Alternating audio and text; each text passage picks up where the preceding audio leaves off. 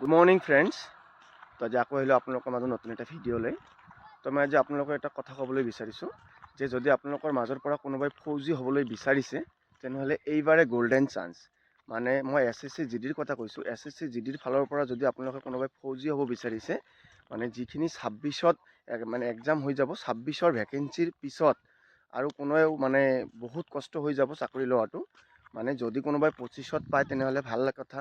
মানে যিখিনিয়ে 25ত অলপৰ কাৰণে ৰৈ যাব আৰু 26ত যিখিনি এপ্লাই কৰিছে বা 26ৰ কাৰণে যিখিনি প্ৰিপাৰেশ্যন কৰি আছে তেওঁলোকক কৈছোঁ আপোনালোকে যি জান লগাই দিয়া, কাৰণ 26ৰ যিখিনি চান্স থাকিব চাকৰি লোৱাৰ আৰু 27ত এইখিনি চান্স নাথাকে। 27ত চাকৰি লোৱাটো একদম মানে কপালৰ কথা হৈ যাব আৰু বহুত মেহনত কৰিব লাগিব, তেতিয়াহে 27ত তুমি চাকৰি ল'ব পাৰিব। আৰু এইবাৰ যদি অলপ 26ত অলপ কষ্টতে তুমি পাই যাবা, চ' এইবাৰ অলপ যি জান লগাই দিয়া। কাৰণটো কৈছোঁ, যিখিনি আমাৰ মানে ভাৰতীয় সেনা অগ্নিবীৰ মানে আৰ্মিয়ে ৰিটায়াৰ হ'ব, সেই ৰিটায়াৰমেণ্টখিনিয়ে 4 বছৰ চাকৰি হৈ গ'ল, 4 বছৰৰ পিছত যেতিয়া ওলাই আহিব, আমাৰ মানে BSFৰ ফালৰ পৰা নটিচ আহিছে, অফিচিয়েল নটিচ, যে আমাৰ SSC GDত আমি যিখিনি পদ আমাৰ ওলায়, যিখিনি SSC GD মানে GDৰ পৰা যিখিনি আমি ভেকেঞ্চি লওঁ, সেই আমাৰ BSFৰ ফালৰ পৰা আমি 50% জব আমি অগ্নিবীৰক দিম।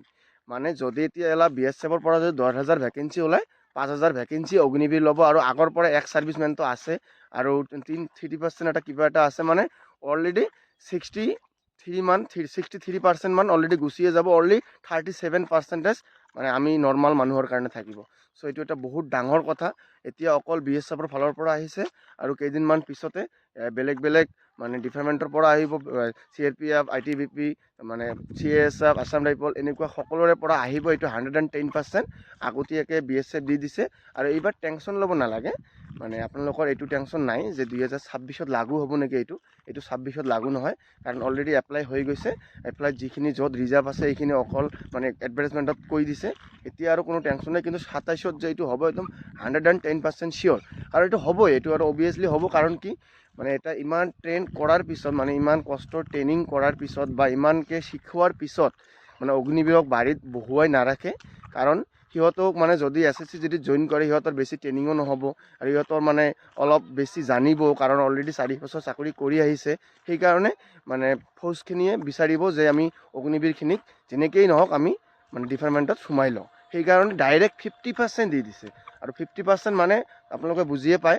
এতিয়া যদি যেনেকুৱা 25,000 কেইটামান পদ ওলাইছে, 26,000 ধৰি লোৱা, 26,000 অল ইণ্ডিয়া 26,000 পদ ওলাইছে। তাৰে ভিতৰত যদি আমি 50% অগ্নিবীৰক দিওঁ আৰু 10% আগৰ পৰা এক্স ছাৰ্ভিচমেনক দিওঁ, তাৰপিছত যদি আমি 3% টি গাৰ্ডেন নে কিবা আছিল সেইখিনিক দিওঁ, মানে আমি যদি 63% দি দিওঁ, মাত্ৰ 11,000 মান পষ্ট থাকিব আমাৰ অল ইণ্ডিয়াত। তো 25,000ৰ ভিতৰত 11,000 যদি হৈ যায়, তেনেহ'লে আপোনালোকে কম্পিটিশ্যন কিমান হাই হৈ যাব আপোনালোকে নিজেই গম পায়। তাৰে ভিতৰত ST SC OBC EWS সেইখিনিতো আছে।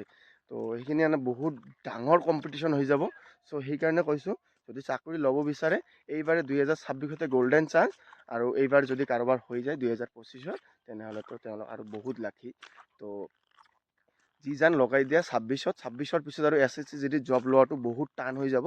কাৰণ আপোনালোকে বুজিয়ে পাই আছে, কম্পিটিশ্যন এনেই বহুত হাই। আৰু যেতিয়া আমি 50%, 63% এনেকৈ গুচি যাব, আমি নৰ্মেল মানুহৰ কাৰণে 37%, 100টা পদ ওলাব, 37টা পদ আমি নৰ্মেল মানুহ, বাকী 63টা পদ সিহঁতে ল'ব। তো এইটো এটা কিমান ডাঙৰ কম্পিটিশ্যন। যেতিয়া 50,000 পদো যদি ওলায়, তেনেহ'লে তথাপি আমাৰ হাতত থাকি যাব 20,000 22,000। চ' ইউ কেন আণ্ডাৰষ্টেণ্ড। কাৰণ বুজিয়ে পাই কিমান এটা হাৰ্ড কম্পিটিশ্যন হ'বলৈ গৈ আছে। যেনেকুৱা এইবাৰ 26,000 যদি এনেকুৱা ছিষ্টেম হ'লে 11,000 আহি যাব। আৰু এইটো BSF 50% দিছে, হয়তো বেলেগ ফৌজে 50% নিদিব পাৰে, 2% 4% কমো দিব পাৰে, বেছিও দিব পাৰে, এইটো কোনো গেৰাণ্টি নাই। কিন্তু এনেকেই যে সকলোখিনি ডিপাৰ্টমেণ্টৰ পৰা নটিচ ওলাব, এইটো 110% চিয়'ৰ। কাৰণ এটাই ওলাই দিছে মানে গোটেইখিনি ওলাব। কাৰণ সিহঁতে মানে বেলেগ হ'লে ভিতৰুৱাই একেই হয় গোটেইখিনি।